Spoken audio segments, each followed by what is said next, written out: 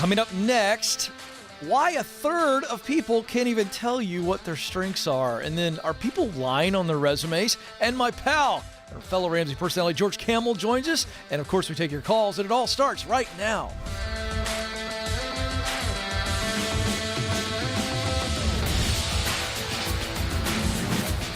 All right, welcome to the Ken Coleman Show. Thrilled to have you with us as we talk about you, specifically what you were born to do, and then how do you max out that thing? If you were in fact created to contribute, and by the way, you were, then how do you figure out what that is? And then once you know what that unique role is through your work, how do you get there well, and then absolutely max out so that when you get to the end of your journey, you look back and you say, I'm reminiscing, I'm not regretting.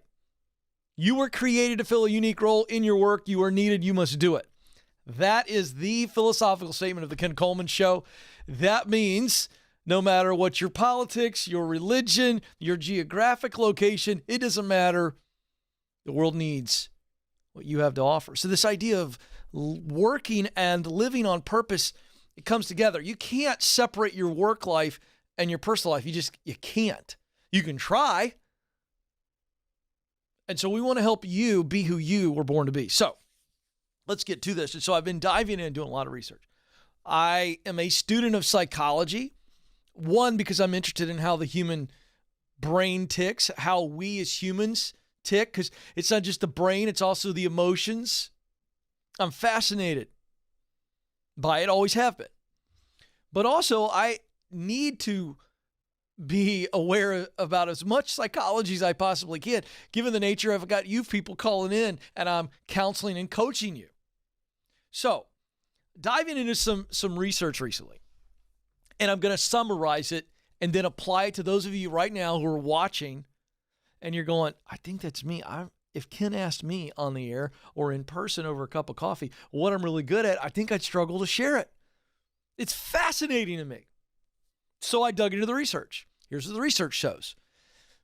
About a third of the population really struggle to identify what they're good at. It's fascinating. So now, there are largely, as I looked at the research, two reasons why those who study this say that this is the case. The first is there is a certain modesty that I think comes with being a decent human being. But I also think that this modesty is forced on us because at some point in our lives, and I think it usually starts probably late elementary school, if I had to guess. I have no anecdotal data on this. Certainly middle school and high school is when we first experience somebody who brags about themselves all the time. You know what I'm talking about? I mean, just think about it for a second. Hit your rewind button and go back to your life when you think you first begin to experience somebody who's like, I'm so good at this, and they just yammering on about how awesome they are, right? By the way, we've done it too. Not only have we experienced other people do it, we've done it, and maybe we've been called out on it. We certainly have seen people do it. And so there is this combination of human decency. Hey, I don't want to come across as braggadocious and largely because I don't want others to feel maybe bad about themselves. And then there's this, I've seen people do it poorly. And so everybody's got some fear of when I say, what are you really good at? They're like, well, I mean, I kind of think I know, but if I say it and then my friends and family are listening, do they think I'm an imposter? It's all this bad psychology. And those of you who've been watching this show for a while, you've actually witnessed this. A caller will call in. Ken, I have no idea what I'm good at. And I think in the first couple of years, I felt a sense of empathy, and so I would dig a little bit more. Now I just literally hit him in the head with a 2x4. Just like, oh, yes, you do. Well, no, Ken. Yes, you do. Because what I'm trying to do is I'm trying to snap him out of this reluctancy to say, I'm actually good at something. See, you can't be a human being and not have talent. I'm going to say that again. You cannot be a human being who is devoid of talent. You're not the one person that God went to sleep on. Oh, geez. Crap. There goes Fred. Fred was born and I forgot to give him talent. Aw, shucks. Every human being has talent, period. Even those of you who feel as though you've never won in life, you've never had an area you've won. I'm just going to tell you something. Your circumstances and your environment does not delete the truth. And the truth is you were born with talent. Maybe people talent, maybe technical talent, maybe process talent, maybe idea talent. I'm just going to tell you. Now, the second reason in the research that a third of people in this world struggle to share what they're good at is they don't know how to actually identify it. So the first group is that whole, well, I don't want to come across as a jerk. Let's just keep it simple, right? The second group really has a hard time identifying it. These are the callers I just talked about. They know inherently that they have talent. They don't disagree with me on what I just said, that all humans have talent, but they have a hard time describing it. And the reason they have a hard time describing it is because they're not fully aware of the specific talent. So they know they're good at something, but in the moment they're having a hard time putting words on it. And you cannot describe something you haven't seen. Ding, ding, ding, ding, ding. You can't describe something that you haven't seen. You put a witness on the witness stand, and you can find out real quick if the witness actually saw what they said they've seen. If they can't describe it accurately, they didn't see it. None of us can describe something that we haven't seen before. It's impossible. So a lot of this comes down to awareness. This is why I created the Get Clear Career Assessment. Because for the first time in many adults' lives, they will answer questions about themselves, and if you do it honestly, we will reveal to you what you're really good at. But it is the ability to, and all the Get Clear assessment does, is it takes you inward and you begin to see yourself the way the rest of us see you.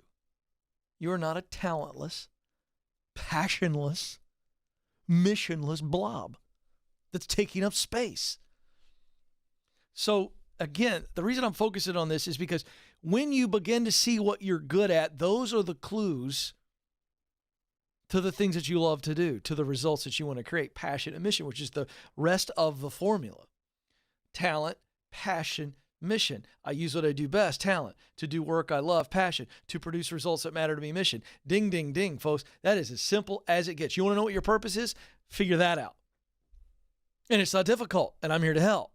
But the reason that so many people cannot tell you what they're talented at is because they've never truly seen themselves. Awareness. It's a game changer. And can I just say something? I just felt a prompt.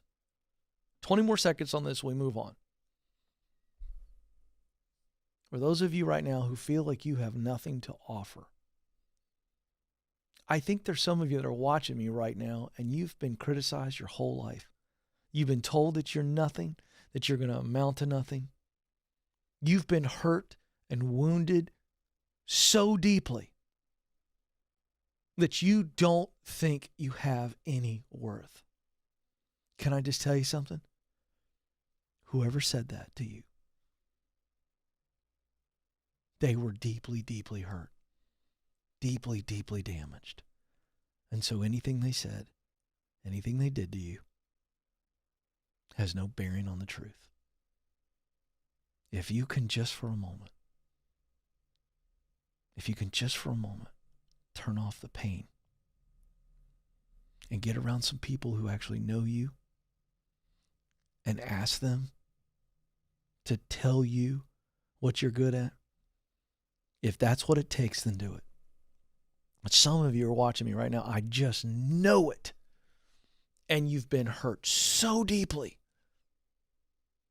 Whether it was verbal abuse, physical abuse, sexual abuse, you feel as though you have nothing to offer. Can I just say that that is a lie from the depths of hell, and it's not true. If nothing else, you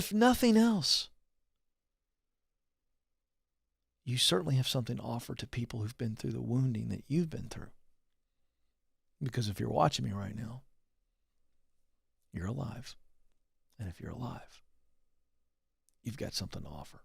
I'm just going to put that out there. I didn't plan to say that, but I just feel somebody needs to hear that right now. You do have talent. You do have something that you can offer to the world. You've got it. Figure out what it is. Call me. We'll change your name. We'll change your location. If you got to talk to somebody and get this out, if you got to cry through it, come on. We've had lots of people cry on this show. It's not a big deal.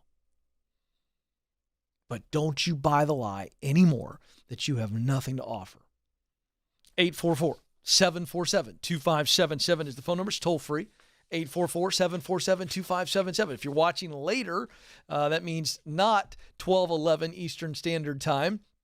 Know that we're live for 2 hours, Monday through Friday, 12 to 2 Eastern Standard Time. You call that number, 844-747-2577. We'll try to get you on live. If we don't get you, leave a message. You can email the show too, ask@kencoleman.com. And we'll schedule you on there. Also, you can engage with me on Instagram. A lot of people, we're doing a lot of Instagram lives, going to be doing more of that, at Ken Coleman on Instagram if you want to reach out that way as well. All right, let's get to the phones. Midwest City, Oklahoma is where we start. Matthew joins us there. Matthew, you're on the Ken Coleman Show. Hey, Mr. Coleman. Thanks for taking my call. You bet. What's up? Man, I've been struggling, trying to figure the difference between a hobby and a passion, what I was made for. Yeah. And, it's, oh, yeah, I like to do something, but is it worth, putting in the time and doing it, getting what I need out of it? Well, let's talk about that thing. What is the actual hobby that you've been wrestling with? So I love grass, everything about it, lawn care, landscaping, all of that. But I feel like it's a total 180 of what, my entire career is now. Which is what? I'm a mechanic. Automobiles? Yes. Huh. What would you do? Well, wait a second. So what do you love about being a mechanic? Anything? If it's, by the way, if it's nothing, tell me. Well, so it started out like, I love doing this. And then, I've been here for 10 years and doing the same thing. I feel like it's just monotonous and I'm here for a paycheck. Okay. So what do you love about being a mechanic, or what did you love somewhere along the line in the last 10 years? I think, really the problem solving, someone come in with an issue. Yep. And you just figure it out and fix it. You know? Yeah. Okay, good. And at the heart of being a mechanic, when you fix somebody's car, what's the result at the end of that you go, beyond problem solving? Because I know you like getting in there and going, okay, why is this not working? And tear this thing apart, figure out where the problem is, fix it. But beyond the solution, okay, what's the end result of being a mechanic of fixing a car that gives you the juice? I mean, just knowing that somebody can make it from A to B. Yeah. Is good for me. Yeah. Think about it. Think about the single mom with 3 kids and her minivan breaks down and you fix it. What's on the other end of that for you? Well, it's funny because, someone had mentioned, you've been here a long time and I think, you could be in management. And I told him, I said, I don't think I can because, I get not in trouble, but talking to about trying to give stuff for free all the time. Yeah. I love it, Yeah. So here's the thing. Here's what I was trying to drive you to. The thing you love about the single mom, and then the reason you try to give away services so much, is you are driven by service. You love seeing your work tied to making other people's lives better, whether that be giving them time to focus on their family or making a nice lawn look nice and landscaping look nice. I mean, you're all about the person on the other end of the work. Am I right or am I wrong? Oh, you're absolutely right. Okay, so let me go back to your initial question. Now that we've established what I wanted you to hear yourself say, your initial question was, Ken, how do I know if it's a hobby or if it's a profession. And then you went on to say, because I've been a mechanic for a decade, I love cutting grass. I love landscape. I love all things cutting grass, tractors. I love the smell of it. I love the whole 9 yards. I don't think you can deny that. So there are two ways we measure passion. Work you love. And this is where it goes from hobby to profession. Emotion and devotion. Now, anybody who starts off a phone call going, Ken, I love grass. Oh, the emotion is there. You love cutting grass. You love everything around lawn care. So it's high emotion. You get excited when you think about it, don't you? Absolutely. Yeah, you're in your happy place. You're in a state of flow when you're on a tractor, right? Mm-hmm. Yeah. All right, now, devotion. What does that mean? So a hobby for me is golf. I really get excited when I get the opportunity to go out and play golf. High emotion. But I don't play golf a lot. Low devotion. You see the difference? Right. If it's high emotion, high devotion, meaning that I get excited thinking about it, I get excited when I do it, and I don't want to stop doing it. I do it all the time if I could. That's the difference between hobby and passion. See the difference? Right. So do you have passion level for landscaping, lawn cutting, the lawn service business? Yes or no? I think I do. I think what holds me back is the money aspect of it. I get it. I make good money here. I get it. How much do you make as a mechanic? So I'm pacing about $100,000 this year. Okay, great. So here's the deal. If I told you today that I could guarantee you'd make $100,000 if in your lawn care business, how quickly would you leave being a mechanic? Oh, in a heartbeat. Okay, then. So here's the deal. The only thing we have to focus on is not should I do it? It's when do I start? Right. So here's what we do. You start today, but you do not leave being a mechanic until you replace your income. So is that 2 years, 3 years, 4 years? I don't know. But you do it on the side and you build it. So let's say that you're a 40-hour-a-week mechanic and you want to get this lawn service up and going. Well, you got weeknights and you got weekends, right? Seasonal. Right. It's seasonal work anyway until you get this thing going, until you turn cutting lawns into landscape maintenance, and that's year-round. So we start this on the side and we build it up.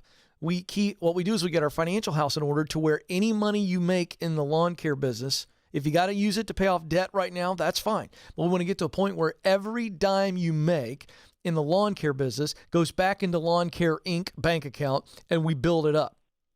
And we build up two things. We build up savings, let's say $50,000, which is half of your annual salary. And then we build up enough clients to where we don't even need to tap the $50,000, but it's kind of there. And when the math adds up, and you know you've got the business, and you know you've got the cash set aside to where this is not a risky leap, we walk. We don't jump. We walk. That's the timing. Now, you can do that, can't you? Yeah, I think so. So get after it. Cash flow everything. Do not try to make it in year one.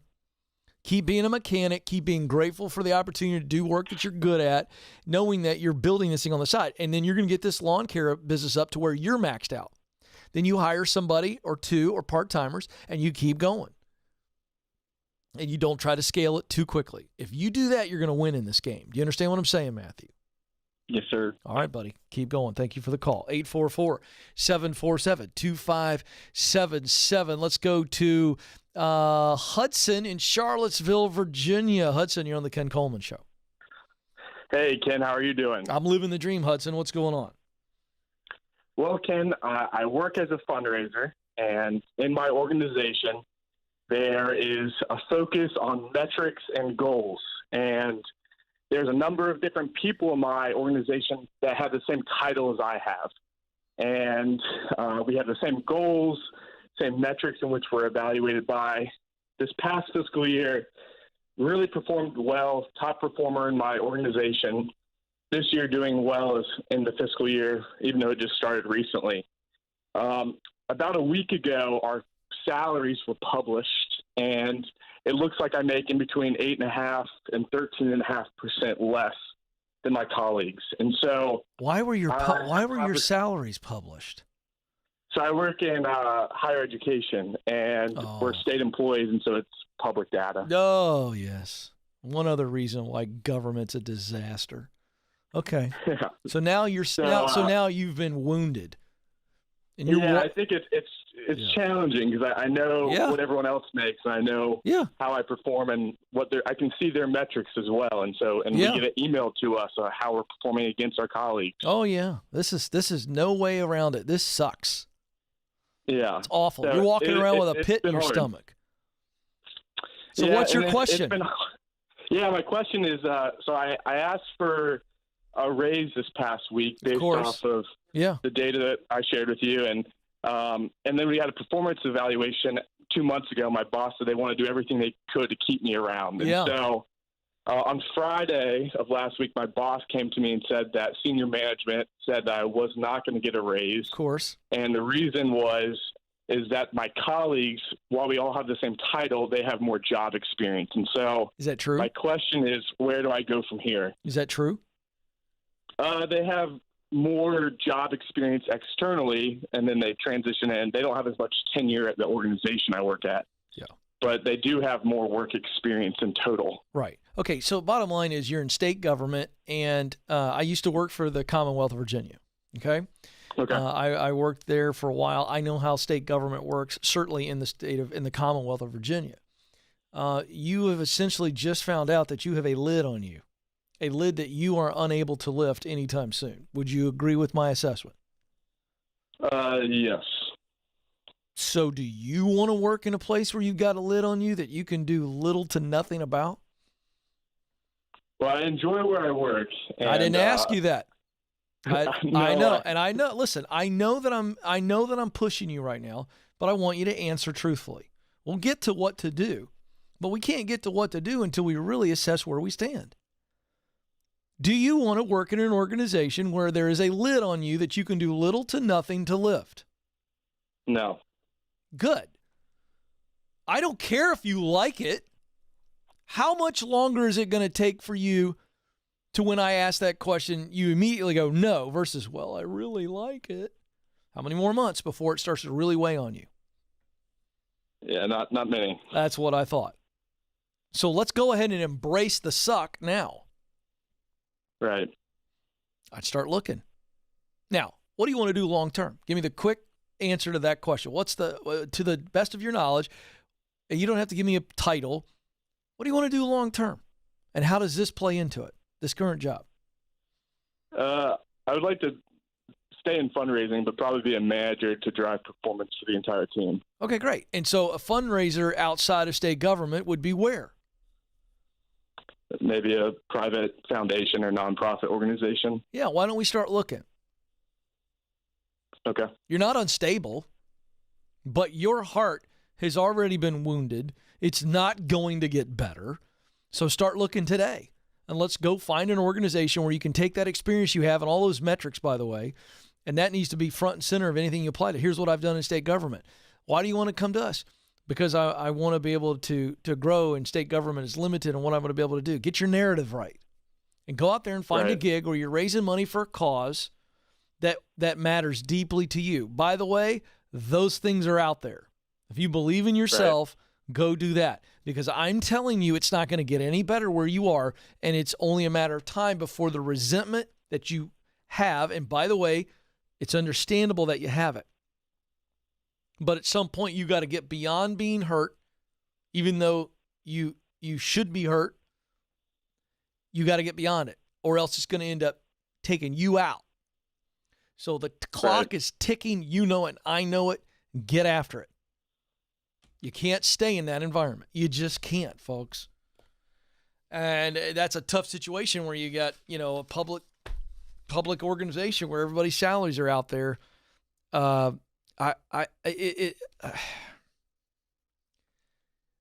Leaders, can I just tell you, if you would just every day, at some point, sit still long enough to engage with this thought, you'd be surprised at how good of a leader you'd be. Here's the thought. The people I'm leading they have real thoughts and feelings. I need to be aware of that. I need to be aware that they're a person too, just like me. Some of the leadership decisions that are made are devoid of the human element. If you literally would look at a leader and go, flip the roles. What if you were on the other end of this decision? How would you communicate it? Excuse me, how would you want it communicated to you? I mean, just empathy, folks. Put yourselves in their shoes. I did not say that there won't be times in leadership where you got to make a tough decision. There's going to be a lot of those. But for crying out loud, put yourself in your people's shoes. Ay, ay, ay. Ay, ay, ay, ay, ay. All right, hey, so here's where Hudson is. Hudson's got to get out there. He's got to get out there and look. But here's why a lot of people stay in a situation like this.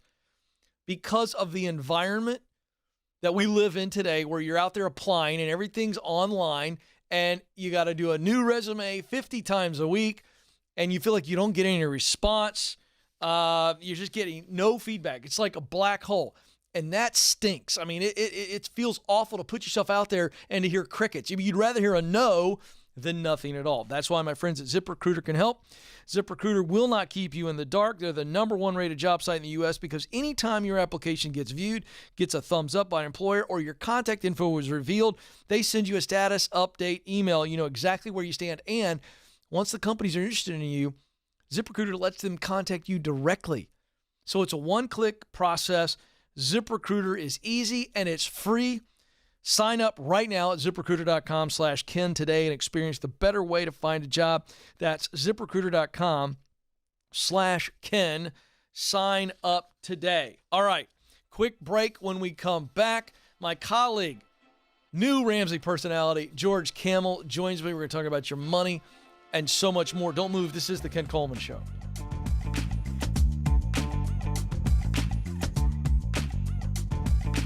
Our world is changing, but so our world is changing, but so are we. Now, we see a smile through someone's eyes.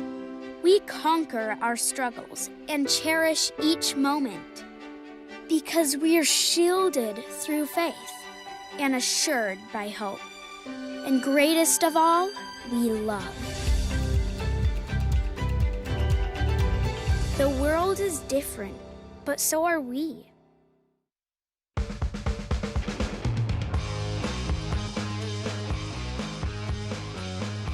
All right, folks, welcome back to the Ken Coleman Show. We're coming to you live from our Ramsey Solutions studios, and we are talking about what you were born to do. Coming up in just a moment, George Campbell and I are going to talk about a new project that he is leading from Ramsey Solutions, which is the mothership of the Ken Coleman Show. That's going to be a lot of fun. George, welcome to the program. Thanks for having me, Ken. This is the first time. Well, first of many. We're going to be doing some fun stuff. George and I are scheming and dreaming because a big part of this process for you folks of getting qualified, which is stage 2 of my 7 stages, you can get clear, but then you got to get qualified, and your money is a big limiting factor. George is a money personality here at Ramsey Solutions, and so he's going to be on the show from time to time as we help you see that I can walk through getting out of debt and I can also get qualified. There are times where we can't do that, where we've got to press pause on getting qualified to get our financial house in order. But in the end, when you get your financial house in order, it's going to allow you to move faster through the 7 stages. But George, before we get to this, I thought it'd be fun to just have you sit in on one of our most popular segments of the show. This is all new to you. Are you ready to go? This is an honor. Nathan, let's do this. George joining me for In the News.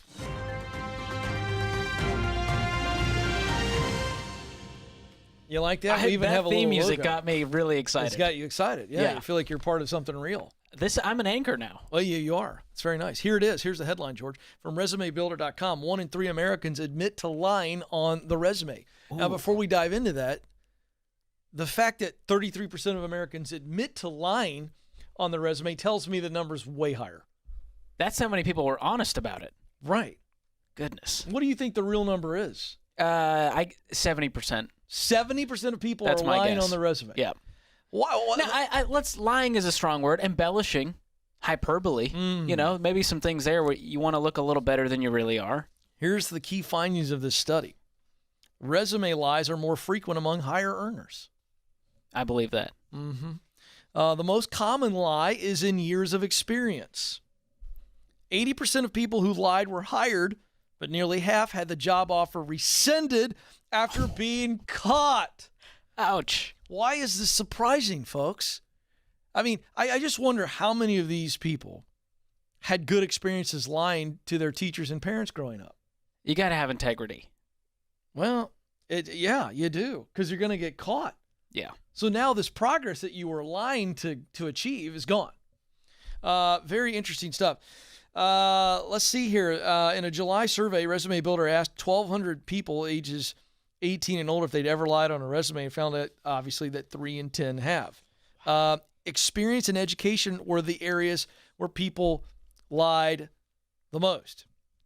And I don't understand how you feel like you'd get away with lying about your experience, knowing that employers are going to check up on this, but I guess they're rolling the dice. If you're going to lie about something that it's hard to vet. That's hard to verify. Right. Then lying about education is a second one. Oh, boy. So 46% lied about their years of experience. 44% lied about their educational background. 43% lied about how long they held a previous position. And 40%, here's your word, George, embellished their skills or abilities. That one I believe. We've all done that a little bit. Yeah, I feel like if I'm gonna fudge a little bit, there's your area. That's where to do it. But certainly not how long I held a previous position, when they can call up these people and go, how long was George there? 5 years or 2? Oh, interesting. George told us it was 5. You're telling me it was 18 months. Well, here's the thing. People look at the job descriptions and they go, well, they need 5 years experience. So, yeah, sure, we'll call it 5. We'll round up. Very interesting. As you go deeper into the study, the people that did the study aren't surprised by the number of applicants who had their lies discovered, because there's multiple ways for hiring managers to vet resumes. Direct quote, many employers use internal or external services to verify education, job experience, and other certifications. Here's the bottom line. I remember years ago, Joe, you might remember this. George doesn't even know what football is. Haven't heard of it. So you wouldn't even know this. But there's a guy by the name of George O'Leary who was a very successful football coach at Georgia Tech. I was living in the Atlanta area at the time, but this was a national story. So he gets Georgia Tech to a really great place. He's building a program, and Notre Dame comes calling. Notre Dame. Again, George, you're going to have to look all this up. I know that's a big deal. That's all I know. You know, Notre Dame's a big deal. And football, I mean, they're like, when it gets to lore and prestige, Notre Dame is it. All right? This George O'Leary, he's not a first-time football coach. Well, he hadn't updated his resume, George. There had been a lie about his education in his resume for God only knows how long. So he's in the door. He's already signed the contract. National news, George O'Leary, dream job, Notre Dame. What happens? Rescinded. Comes out. Somebody in the old Notre Dame department does their actual homework on the full resume. Guy's already been announced. Lied about his education. It's a Catholic school. Oh. Yeah. Is that a cardinal sin? I think it kind of is. Add that one to the list. Don't lie on the resume. But there was no opportunity for George to do a confession. He was out? Gone. Ouch. Rescinded the offer. Dream job gone because he fudged on his education. And here's the irony. They didn't even care. Nobody cares about your level of education. Just don't lie about it. They hired the guy to be a football coach. He probably would have got the job regardless, but the fact that he lied made him lose it. There's a lesson learned. Integrity. It all comes down to integrity. All about integrity. All right, George, excited to have you here. As I said, George, which is interesting about George is George was here at Ramsey Solutions when I came on board in a marketing / social media guru role. That's right. So I moved from my initial position here, which I was kind of a host, hosted everything. The video channel, which back then was a full 3-hour gig, live events, MC, the Entre Leadership Podcast, all the things. And so I move into the personality role, and George says, hey, I'm interested. He's very talented. He went through the whole vetting process. He steps into my role. Literally, it was the full baton. Yeah. And you did it for how long? 4 years. 4 years. In that host role. Yeah, and I was hosting in live that events. host role for about 3.5. Yeah, I'm very proud of this. I'm proud of you. absolutely. But We I'm have a proud of your similar journey. career Very journey. similar journey. So George steps into it, and behind the scenes, you've been cooking up some content this whole time. You're doing a good job hosting, but you were pretty excited about a different angle on money than we've previously talked about in depth at Ramsey Solutions. Give people a snapshot of the area that you're focusing on. Yeah, so I like to see myself, as one of the Ramsey test tube babies, where I kind of grew up here. For the last 8 years I've been on the team, and I decided early on, well, I should probably do this stuff if I work here, right? Because I love the mission, but I got to live it out. And so I started doing what we call the baby steps, the 7 steps that we teach in the money space to build wealth, get out of debt, all the good stuff. And it changed everything for me. And so as a 32-year-old, me and my wife works here. So we are fully indoctrinated in the Ramsey way. Sure. And we are months away from paying off our house. Baby step 7. To baby step 7. Wow. And it's not because I'm special or super talented or really rich. Yeah. It's because we followed the proven plan. And so I want to spread the message, especially to these younger generations who feel like they're held back. And you take these calls, Ken, where they're saddled with student loan debt and they can't start their families and they can't do the things they want to do because of money problems. Yeah. And so I'm very passionate about helping people do it and making it fun. Yeah. And really going, hey, how do we create some margin in your budget today, this week? Yeah. This month, this year, so that you can start to see that it's possible for you too. So there'll be the traditional money message, the 7 baby steps that you're going to be obviously taking to much younger people, which is great. But you've also got some unique ways that you're going to do that, kind of helping people save money while they're being disciplined of not spending as much money. Talk about that. Yes. So I want people to be wise spenders, and a big part of that is learning where they can shave, learning how to save money. And this isn't about being real shrewd and penny pinching. That's not what we're talking about here. We are talking about being really intentional, doing your research, negotiating, finding tools, websites, apps to help you save money to create that margin so that you can have options, so that you can get out of debt faster, so you can save up and actually buy that house. Yeah. And so I want people to accomplish their goals, and I want them to believe it's possible, and I want them to have fun getting there. Yeah. It doesn't have to be a slog. Oh, I'm very excited about this. So let's just put you on the spot right here, right now. Now, you know where I stand on college education. Oh, yeah. If it's not the only way, if it's not the best way, I say don't do it. I say no way. Yeah. Right? But there are many different ways to get qualified, even different schools. So I want to know if somebody called this show and they were like, all right, George, if we got a question and somebody said, look, I want to become a welder. What's the best way to do that? What are you going to tell them? You're Mr. Research. Yes. Check out all the different schools. I'm putting you on the spot. What would you tell them? I put myself in their shoes and I go, okay, if I'm this person, I want to be a welder, I've got to figure out what my options are. And too many people just kind of stumble around and they go, well, I was driving down the road and saw a school. I want you to do your due diligence and go, what are all of my options in the given area that I'm willing to go to school? Yeah. And at that point, I'm going to reach out. I'm going to find out what's the sticker price here, and then what are the options for bringing that price down, right? Because there's a goal. For the business and for the school, it is to make as much money as possible for a lot of these places. And for the consumer, it's to save as much money as possible. There's no better example than the car lot, right? Yeah. You're going in and it's a battle from the start. You want to get the best deal. They want to make the most money. And so you've got to be in a defensive position, and that means doing your research, figuring out what the sticker prices are, what people are traditionally paying, what my options are based on my financial situation. So that you don't get hosed. That's and this is me early on. I had a scholarship to the state school, and I didn't know that you had to report it to get it. And so I didn't get the scholarship, and I went into student loan debt when I didn't have to because I didn't do my research. I didn't understand the process. Yep. So a lot of people are just stumbling into these things. They're not looking for their scholarships. They're not choosing the right schools. And we talk about this in our upcoming Borrowed Future documentary that's coming out. And I have the Borrowed Future podcast series that's been out for years now, where we unpack all of this and how to save money when it comes to education. Yeah, I love it. So we're going to have you on the show from time to time. We're going to partner up. We're going to figure out how can we help answer people's money questions. Specifically, how do I stay on the path to purpose but clean up my money situation? That's huge. What's the best way to go about it? You're going to do that. It's going to be fun because the reality is if I have you on, it's easier to get you in here than Dave Ramsey. Number 100%. one. Number two, you're a lot nicer than Davis. I appreciate that. Yeah. So, I mean, it's going to be a win all the way around. And here's my heart for this stuff, especially as it relates to your listeners. Yeah. I have so many friends that are doing jobs they don't want to do because they have to do them. Yeah. Because of their financial situations. They go, well, George, I'm in debt. I don't have the opportunity to just get up and move. Yeah. I don't have an emergency fund in case something happened. And I want to see people not held back by money, especially when it comes to their purpose and their career. That is how I think our pieces connect here. Yeah, well, they absolutely do connect. So this is the first of many visits. Let's talk about this project.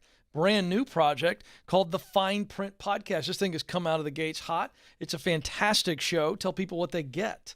So this is what this podcast is all about. It's all about the hidden truths that are keeping people broke.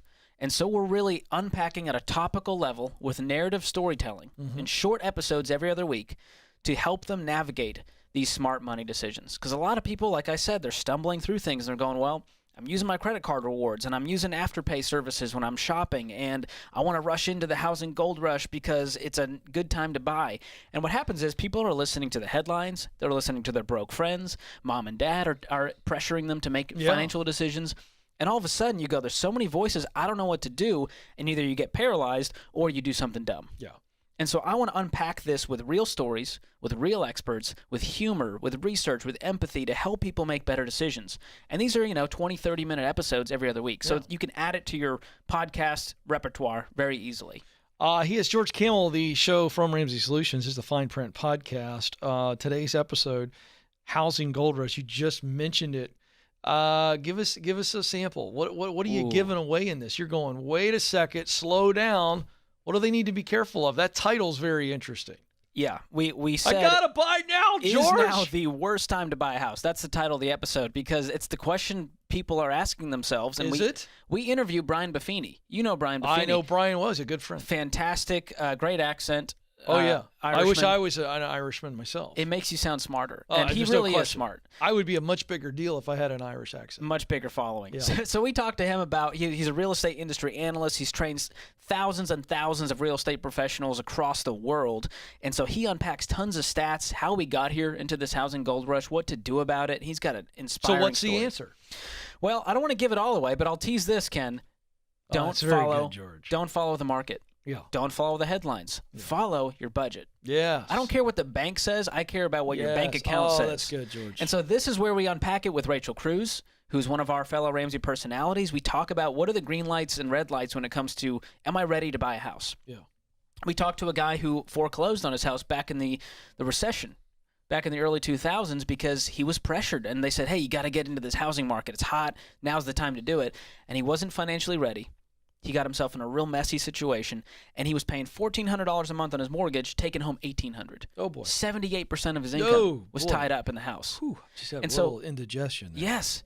And we're seeing this with Ramsey's new Q2 State of Personal Finance study. They found that, 3 out of 4 people are waiving inspection and appraisals. 60% are overpaying. They're paying way above asking price to get into a house, and they're cutting so many corners just to get into this thing. Yeah. And then we take calls on the Ramsey Show. We've taken these before, and people go, hey, I'm house poor. This mortgage is crushing me. What do I do? Yeah. And it's a hard situation. And so I want to help people avoid that with this episode because here's the thing, Ken. Here's the other side. Renters are going, I'm wasting money on rent. What do you mean? I don't want to be renting anymore. Or the first-time home buyers are saying, hey, I'm 26. I have a degree. I should be able to get in a home. Yeah. And it's just not the case, especially when you're saddled with payments, student loan debt, and car payments. Yeah. So we teach people to do things the right way when it comes to buying a house, and that means buying something within your budget. We tell people do this with a 10 to 20% down. Yep. 20% will help you avoid that PMI, private mortgage insurance. We tell them to get a 15-year fixed-rate mortgage only, because that way, in 15 years, the mortgage is out of your life, worst case, and you can live your dreams. Yeah. And then we want you to have the payment be no more than a quarter of your take-home pay. And so that's some serious parameters. A lot of people are going, well, Ken, I live in a big city. I can't afford to do that. Well, you live in a high cost of living area, and that's just a reality of your situation. Yeah, got to adjust to reality. Exactly. Well, it's good stuff. George is really, really good. He and I are going to have a lot of fun on this program. We're excited about some stuff that we're going to be scheming and dreaming about in the days ahead, so stay tuned for more of George here on the show. Again, the new show is The Fine Print. You can get it wherever podcasts are available, so go check it out. George, I'm going to have you stay with me as we wrap up today. We'd love to do this on Monday on the Ken Coleman Show, where we brag on people in the audience that are making some progress. We call it Momentum Monday. Love that. Breath of Fire is the one who shared this comment on YouTube. And George, I knew you'd appreciate this. Look at the way that's spelled. That's B-R-E-T-H-O, Breatho, Fire, P-H-Y-R-E. So Breath of Fire, I would have never guessed that. I think is what he's trying to do there, or she, who knows. Breath of Fire. The creativity of the internet always astounds me. Yeah, so here we go. I ordered 2 copies of the pre-order bundle of your new book, From Paycheck to Purpose, with the Get Clear assessment. One for me and one for my best friend. We both can't believe how much insight we got. All right, there we go. All right. I always like these momentums that allow me to promote the new book and the assessment, too. They're doing it for you. There? Fantastic. And then Linda from our Paycheck to Purpose launch team on Facebook. I'm Linda. I live in Oklahoma. I read the Proximity Principle, and I've been an entrepreneur my entire life, sometimes with success and sometimes without it. I've always known that I was supposed to be doing something, but was unsure which direction to take. Several years ago, I started on my path to decluttering my home. I was marginally successful. This year, I finally put myself in a position to learn from the experts. What I discovered was a passion for decluttering. I took the steps to get certified, and my business was born. I want everyone to have what I found. I love that, Linda. And George, what I love about those stories is out of our own pain, many times we see great passion. So here's a woman that's like, man, my life's an absolute mess. I'm going to get about the business of decluttering it. She figures it out, gets breakthrough, and decides to turn it into a business, much like Dave Ramsey got out of debt and started a business out of his trunk. And here we sit today. That's incredible. Folks, don't overlook the pain that you've been able to overcome and how it might be a clue or even a neon blinking arrow to your purpose. George Campbell, thanks for being with me. I got to get out of here, but before I do, remember this. You matter, and you do have what it takes. Thanks for joining us. Until next time, this is the Ken Coleman Show. Press on.